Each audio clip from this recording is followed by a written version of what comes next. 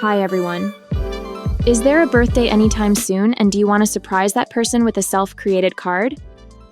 We are going to create a funny birthday card with our own generated AI image using Creative Fabrica's Flow. It's really easy. Just fill in a prompt. For example, the person I'm making a card for really likes dinosaurs, so I'll use a prompt with terms like cute dinosaur and party hat. Next, choose portrait for size, transparent for type, and for the style I'm choosing the 3D look.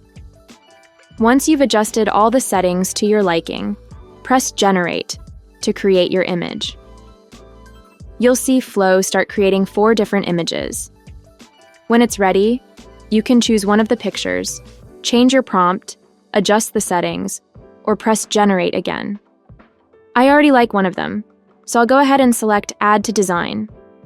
Your AI image is now placed directly in Studio in the folder Flow, which you can find under Uploads.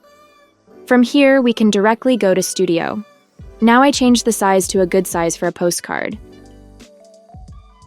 Then I upload the image and add a funny text. Finally, adjust everything to your liking and save your birthday card. And that's it. It's ready to print. You've just created a funny birthday card. Happy designing and happy birthday to your special person.